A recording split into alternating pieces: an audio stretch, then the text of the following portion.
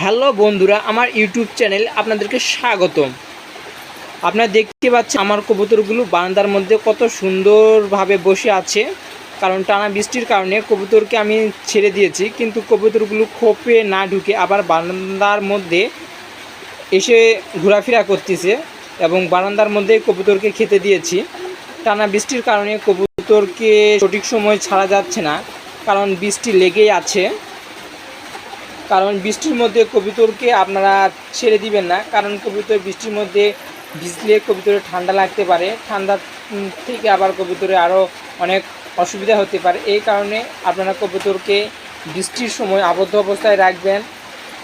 কবুতর মুক্ত অবস্থায় লালন পালন করাই ভালো, কিন্তু বৃষ্টির কারণে কবুতরকে আপাতত আবদ্ধ অবস্থায় রাখতে হবে, তাহলে কবুতরের ঠান্ডা বলেন এই সমস্যা থেকে কবুতরকে মুক্ত রাখা যাবে।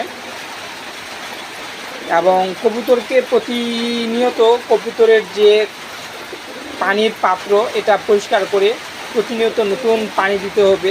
এবং কবুতরকে অবশ্যই দানাদার জাতীয় খাবার খাওয়াতে হবে, ধান, গম, ভুট্টা, সরিষা।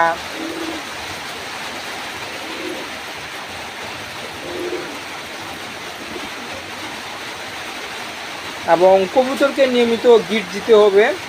হ্যালো,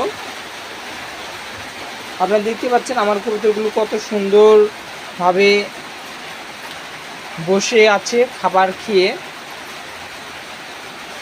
আপনারা দেখতে পাচ্ছেন। এবং কবুতরকে কিছু আগে কবুতরকে খেতে দিয়েছিলাম, কবুতরগুলো খেয়ে বসে আছে। আমি আপনাদেরকে দেখাচ্ছি যে কবুতরের গিট, আমি প্রতিনিয়ত কবুতরকে গিট খেতে দেই। আমি গিট মূলত নিজেই বাসায় তৈরি।